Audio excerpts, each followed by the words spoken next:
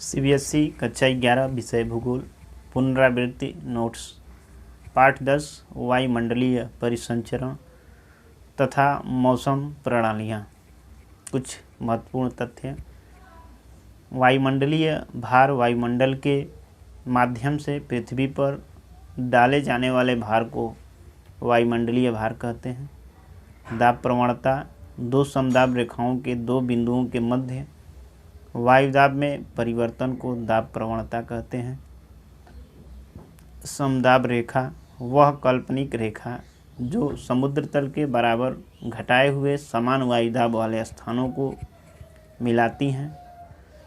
पवन पृथ्वी के धरातल के लगभग समानांतर बहने वाली वायु को पवन कहते हैं। जेट स्ट्रीम ऊपरी क्षोभमंडल में पश्चिम से पूर्व की ओर बड़ी तेज गति से निरंतर चलने वाले सक्रिय वायु प्रवाह को जेट स्ट्रीम कहते हैं। महासागरीय सतह पर औसत वायुदाब 1013.25 मिलीबार होती है। मानचित्र पर वायुदाब को समदाब तथा समभार रेखा के माध्यम से प्रदर्शित किया जाता है। वायुमंडलीय भार या दाब को मिलीबार तथा हेक्टोपास्कल में मापा जाता है। वायुदाब में बदलाव से वायु गतिशील हो जाती है। पृथ्वी पर 7 प्रमुख वायुदाब कटिबंध हैं। पहली, पवनों की दिशा और वेग को वायुदाब प्रवणता यानी कोरियालिस बल, अभिकेंद्रीय त्वरण और घर्षण बल प्रभावित करते हैं। पवन मुख्य रूप से 3 प्रकार की होती हैं।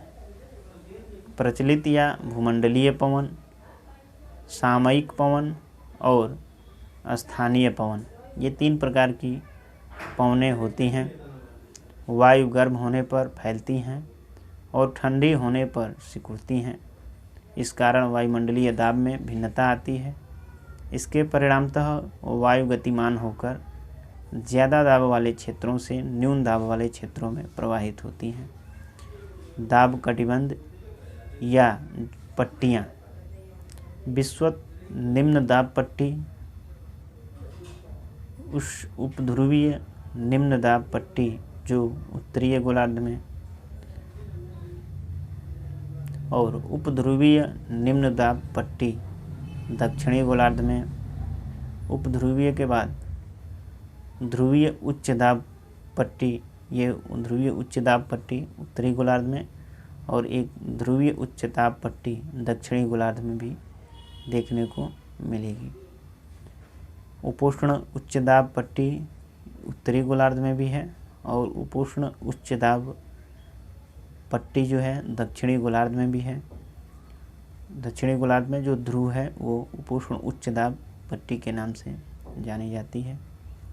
क्षैतिज गतिमान वायु ही पवन है। वायुमंडलीय दाब यह भी निर्धारित करता है कि कब वायु ऊपर उठेगी व कब नीचे बैठेगी।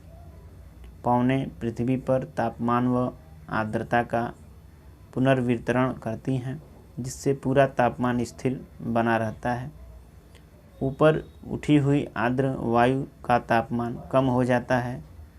इसके द्वारा बादल बनते हैं और वर्षा होती है। जैसे जैसे आप ऊपर ऊंचाई पर चढ़ते हैं वायु विरल होती जाती है और सांस लेने में कठिनाई होती है। वायुदाब को मापने की इकाई मिलीबार और पास्कल है। बड़ी मात्रा में इस्तेमाल की जाने वाली इकाई को किलो पास्कल कहते हैं, जिसे HPA द्वारा प्रदर्शित किया जाता है। गुरुत्वाकर्षण की वजह से धरातल के निकट वायु सघन हो जाती है और इसी वजह से वायुदाब ज़्यादा होता है। वायुदाब को मापने के लिए पारद वायुदाब मापी अर्थात निर्द्रव बैरोमीटर का इस्तेमाल किया जाता है।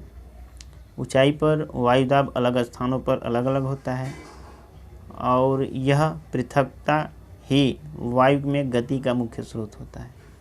अर्थात पवनें उच्च वायुदाब क्षेत्र से कम वायुदाब क्षेत्र की ओर चलती हैं। वायुमंडल के निचले भाग में वायुदाब ऊंचाई के साथ तीव्रता से घटती है। यह ह्रास दर प्रत्येक 10 मीटर की ऊंचाई पर 1 मिलीबार होता है। वायुदाब सदैव एक ही दर से नहीं घटता। पृथकता की वजह से वायु गतिमान होती है और इस क्षैतिज गति वायु को पवन कहते हैं। पवनें उच्च दाब से कम दाब की ओर प्रवाहित होती हैं। धरातल पर घर्षण बहुत ज़्यादा होता है एवं इसका प्रभाव प्रायः धरातल से 1 से 3 किलोमीटर की ऊंचाई तक होता है। समुद्र सतह पर घर्षण बहुत कम होता है। पृथ्वी का अपने अक्ष पर घूर्णन पवनों की दिशा को प्रभावित करता है। सन 1844 में फ्रांसीसी वैज्ञानिक ने इसका वितरण प्रस्तुत किया और इसी पर इस बल को कोरियालिस बल कहा जाता है।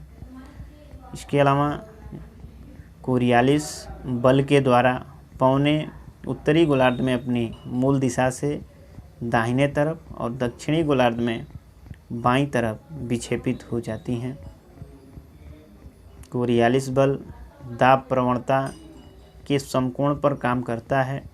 दाब प्रवणता बल समदाब रेखाओं के समकोण पर होता है। जितनी दाब प्रवणता ज़्यादा होगी पवनों का वेग उतना ही ज़्यादा होगा और पवनों की दिशा उतनी ही ज़्यादा विक्षेपित होंगी।